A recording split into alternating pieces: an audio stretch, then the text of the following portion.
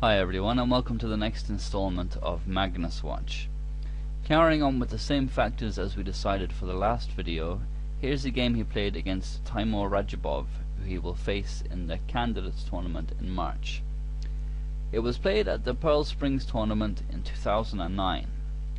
Carlsen had white and opened with e4, which is what he has played more than half of the time over his career.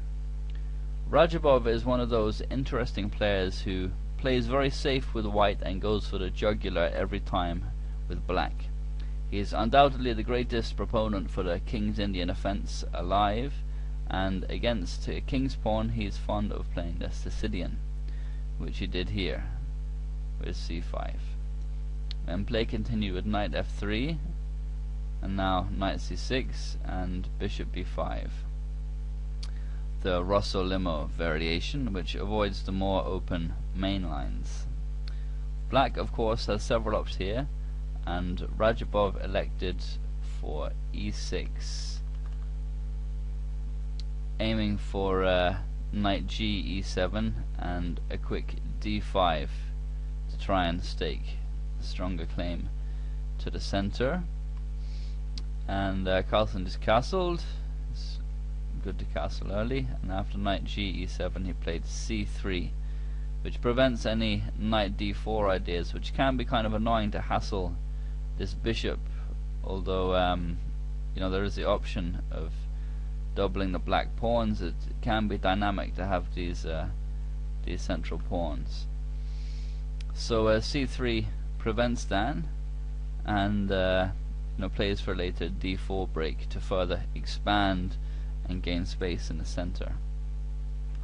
So next came a6, put in the question to the bishop, and you can't double the pawns here even if you wanted to give up the bishop pair.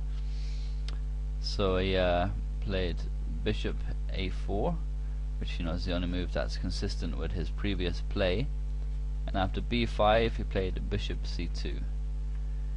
And Radjabov didn't want to play d5 right away, went instead for bishop b7, reckoning that it was wisest to make one more preparatory move before playing d5, which is what black's strategy is revolving around in this particular opening.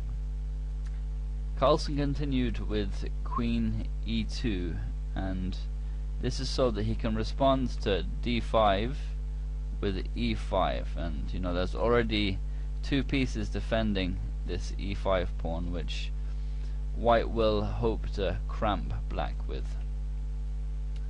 And given the squares that the black pieces are on, in particular the knight here on e7, it doesn't make sense for white to exchange on d5, because it allows black to liberate his position. When knight takes d5, then he can develop the bishop and castle.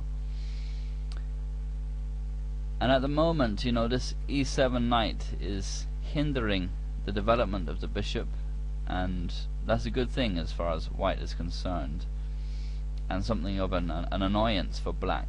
And so Carlsen elects to force Radjabov into bearing this annoyance for a few more moves. Another idea behind queen e2 is to follow up with rook d1 and create some tactical pressure against the black queen, and that wasn't seen in this game, but it's common idea in many of the openings. And overall it can be argued that white is slightly better here given the cramped black pieces, but white's undeveloped queen side are in a somewhat similar situation. His pieces here aren't developed, and the main difference is that black is unable to castle, which should be something to be concerned about. So Radjabov continued with d4, which gains space in the center and enables knight d5 and the development of the bishop and to get castled. And Carlsen answered with bishop e4, which pins the c6 knight because this bishop is loose. And Radjabov was worried enough about this to fix it right away with queen b6.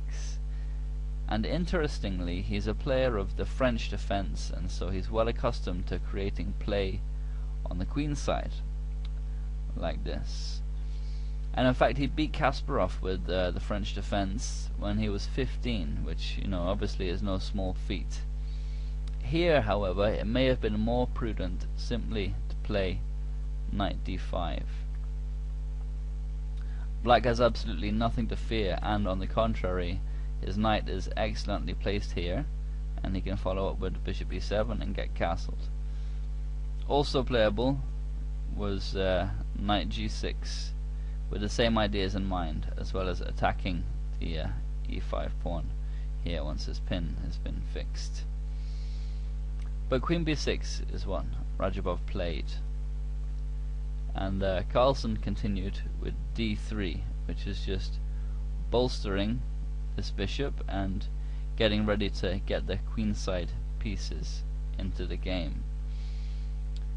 Radjabov answered with the rook d8, which is another of the reasons behind queen b6, as well as relieving the pressure of this pin, is to move a rook to d8 and enable rook takes d5 in the event of knight takes d5 and knight to d5 and bishop takes d5.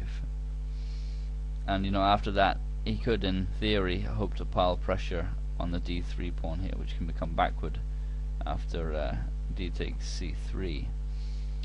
But of course, you know, white doesn't have to trade on d5 and allow that to happen, but, you know, it's what Radjabov chose to play for instead. And, you know, black's play is understandable, and his queenside play here is dynamic, but something you have to be very careful about when playing strong players is overstretching. I say strong players because you can often get away with it against average players, as they don't know how to exploit it so well, and may not even consider it as a factor of the game until, you know, it's blatantly obvious. Carlsen, on the other hand, is the ultimate positional player, and can sense immediately if his opponent has overstretched in any way.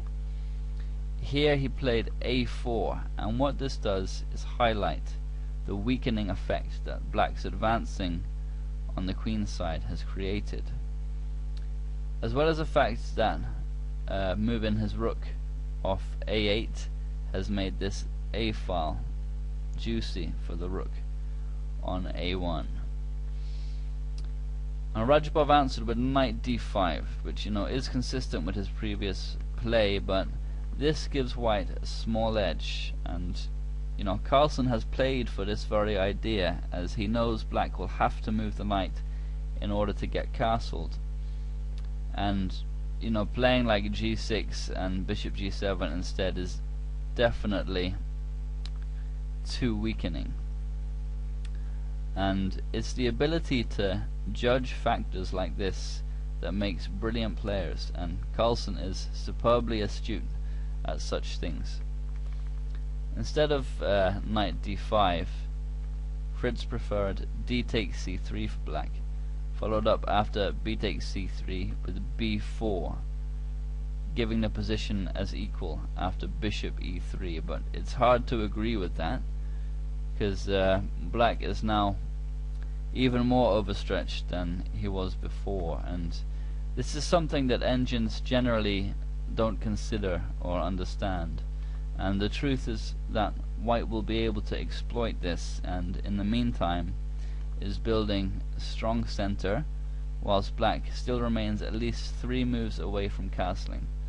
So it's fair to say that white would be better. So we go back to the game continuation, and we see what Carlsen continued with now. A takes b5 was the move, and Radjabov answered a takes b5.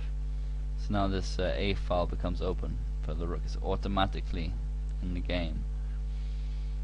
Obviously playing instead queen takes b5 is a mistake after c4, and is winning a piece. For example, queen b6, c takes d5, e takes d5, and bishop f5 with a simple straightforward win for white. Okay, that's the end of part 1.